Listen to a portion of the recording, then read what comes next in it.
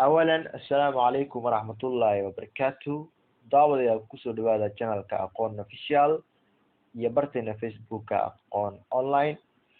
هدي مقال كان كسو جاري لايكري صاحب هذا لوداك حتى channel كعصب تاعنا سبسكرايب صار. waxaan ku jirnaa weli maadada physics-ka waxaan xalinaynaa qaybtii afraad ayaan soo gudbinaynaa. waxaan la socodsiinayaa nooc Cabdinaasir Cali Axmed ah la socod wanaagsan. waxaan ku horeynaynaa marka partigan waxaa u horeeya divine oscillator motion. waxaa qeexdaa oscillator motion maxaa la dhahaa, definition waa marka su-aal toos ah. oscillator motion inaad qeexdaa lagaa rabaa definition ahaan. maxay noqonaya marka oscillator motion markaa qeexeyno ama definition aan ka bixineyno, waxaan dhehaynaa is divided as, waxaad kasoo bilaabeysaa marka hore waxaa la yidhahda oscillator motion ayaad kasoo bilaabeysaa.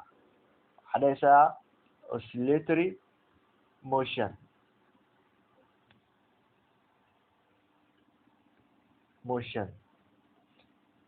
is divided as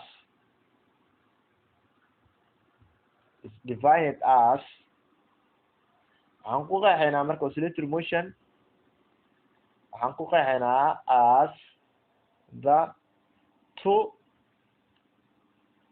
and fro motion. To and fro motion of an object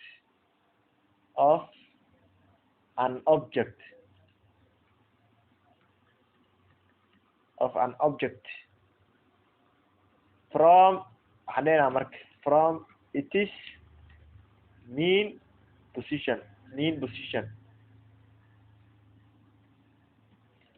su-aasheeni koowaad sidaas aa u qeexnay. oscillator motion waxaan dhehnaa is divided as waxaa lagu qeexaa waa to and fro motion, waa macnaha socod forward and backward motion, waa socod horay gadaal ah shay u dhaqaaqa ayaa la yihahdaa oscillator motion.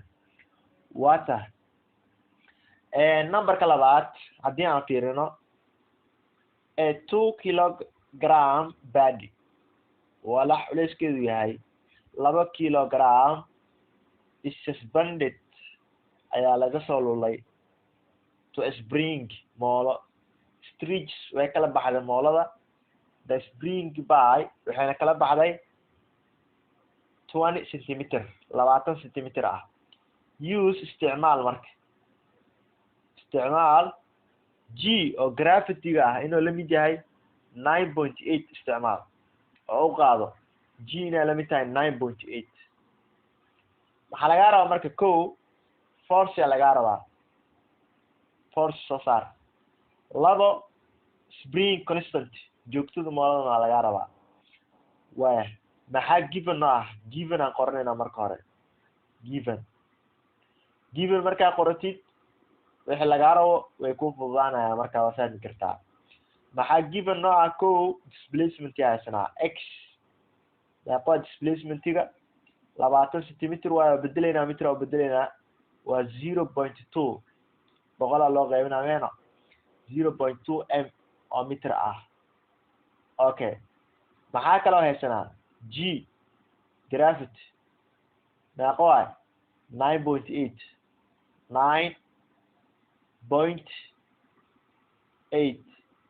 waxaan ku halbeegaynaa meter per second square. maxaa lagaa rabaa force lagaa rabaa.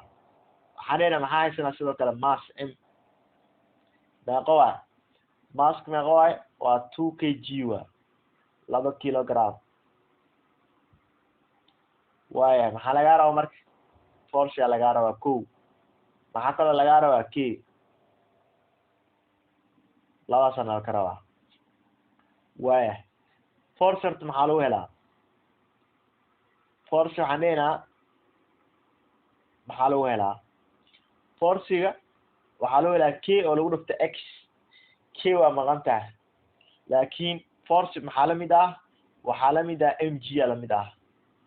قاعدة كلا وايدنا mg m meeqa waay waa 2 kilogram waa m waa 2 lagu dhuftay g na meeqa waay 9.8 okay inta isku dhufo meeqa waa marka calculator-ka ay la soo bax waxa dhahdaa 2 lagu dhuftay 9.8 ku dhufo marka waxa soo baxay waa 19.6 ay ku soo baxayso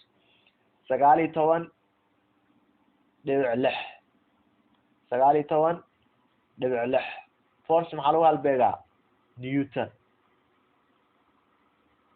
lagu halbeegaa okay waxaa imaadaa spring k maxaa lagu helaa k maxaa ku heleynaa force-ga oo loo qeybay displacement-ga force oo loo qeybay displacement force meeqa soo saarnay hadda waxaa soo saarnay 19.6 loo qeybay displacement meeqa waay 0.2 okay calculator-ka ay qabso waxaa dhahdaa 19.6 loo qeybay 0.2 maxaa kusoo baxa marka 98 waxaa kusoo bixi doona 98 haye k maxaa lagu halbeegaa newton per meter waaya su-aasha labaad sidaa ayaa ugu jawaabnay waxaan fiirinaynaa qaybta kale fiirinaynaa marka wave motion su-aalaha ka imaanaya fiirinaynaa using the figure adoo isticmaalaya sawirka halkan kugu qoran ama kugu sawiran ee right-ka ah midig kugu sawiran waxaa xisaabinaynaa waxa la yidhaahdo amplitude qoton ayaa xisaabinaynaa marka hore amplitude kadibna waxaa xisaabinaynaa period iyo frequency saddexdaas aan xisaabinaynaa waaya amplitude-ka maxaa marka waa meeqa amplitude-ka waa meeqa amplitude-ka waxaan xisaabinaynaa jooga uu yahay qotonka uu yahay ka xisaabinaynaa ama waxaa isticmaalaynaa qaybtaan aan isticmaalaynaa kore oo maximum-ka ah ama waxaa ka xisaabin kartaa qaybta hoose oo ah minimum-ka ayaan ka xisaab ama halkaana ka xisaabin karnaa ama qaybta kore ayaa ka xisaabin karnaa qaybta kore maximum waa qaybta hoosena maxaa noqonaa minimum waa waxaa ogaataa marka amplitude-ka marna ma noqdo negative maaha hadda qaybtan hoose minimum-ka waa graph-ka aan ujeedno waa minus okay qaybta korena waa positive laakiin amplitude-ka marka la sheegayo number ahaan negative maaha waaya amplitude-ka ku horeynaynaa marka waxaan dhehaynaa maximum-ka ka fiirinaynaa line-kan oo jooga ka xisaabinaynaa marka qoton ahaan intuu gaarsiisan yahay hadda waxaa ujeedaa inuu yahay -4 -2 0 2 4 inuu yahay amplitude-ka marka maxaa noqonaa qotonkan ugu dheer waa meeqa ugu dheer qotonkan waa meeqa okay 2 iyo 4 maxaa udhexeeya horta 2 iyo 4 waxaa udhexeeya 3 okay 3 halkan waayo calaamadaas ku muuqata waa 3 marka amplitude maxaa noqonaa wuxuu udhexeeyaa 4 iyo 3 oo udhexeeya marka maxay noqonaya amplitude-ka marka maxaa noqonaa amplitude-ka oo waxaan dhehaynaa qiimo ahaan waa 3.5 waa 3.5 ayuu noqonaya oo m ah meter ku halbeega lagu dhahay halkaana ku qorantahay meter waaya amplitude-ka waa ka jawaabnay waa 3.5 m oo meter ah period-ka imaa marka period-ka aan fiirina waxaan fiirinaynaa hal wave ama one complete oo wave ah ayaan fiirinaynaa marka hore aan kasoo bilaabna hadda 8-kan fiiri intaan waxaan dhehaynaa intaan waxay noo noqonaysaa hal wave oo dhammaystiran ama hal amplitude oo dhammaystiran oo noo yahay marka waxaan dhehaynaa inta meeqa waa 8